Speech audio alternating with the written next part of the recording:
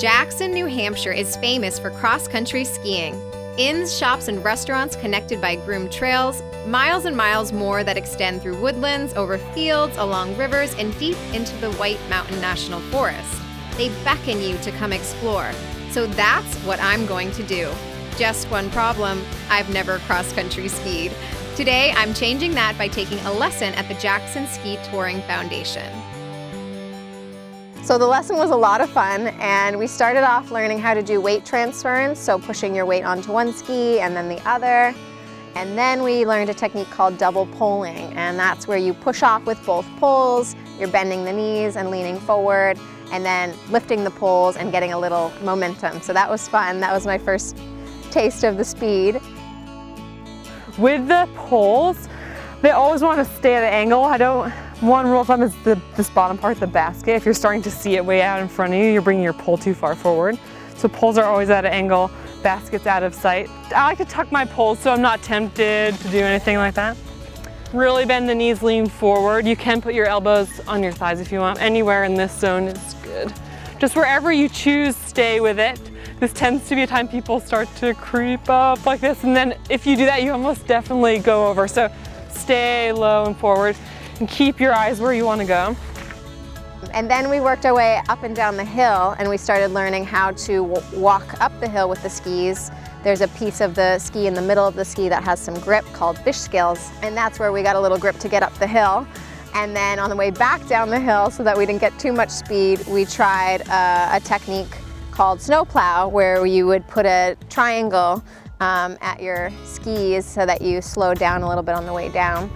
And on the way up, we also learned the reverse triangle called herringbone, where you do a reverse triangle and you edge into your skis so that you get a feel for the snow and you can kind of dig in a little bit.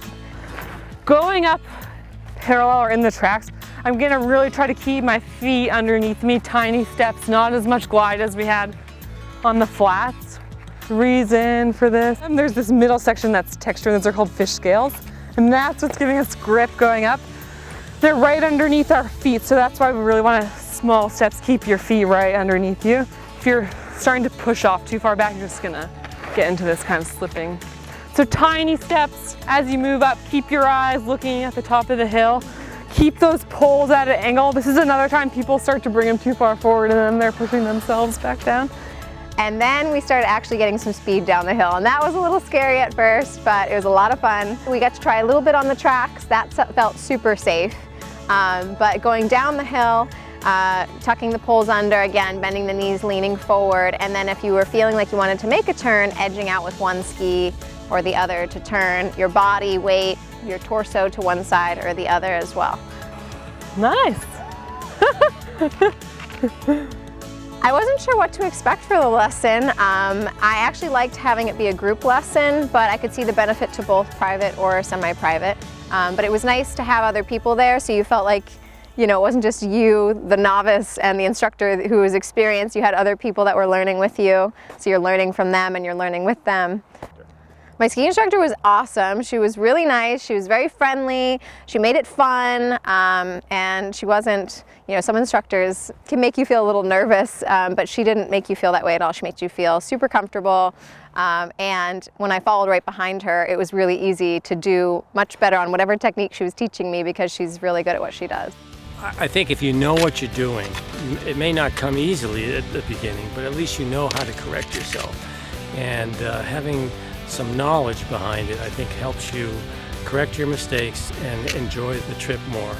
Oh, absolutely. I think it just makes it easier because then you have a foundation and you can build on that foundation. If you're not taking a lesson, then it's just a video or just watching other people, and the instructors are terrific. Jenny's great. Just great, just great. So, a lot of fun stuff I learned. I put it out to the test on the trail and I didn't fall, so I think it was a success. And it's an absolutely gorgeous day, really great company, awesome instructor, awesome facility. I can't say enough, I had a great time and I'm definitely coming back for more. For trail passes, rentals, lessons, and more, visit the Jackson Ski Touring Center in Jackson, New Hampshire. More info online at jacksonxt.org.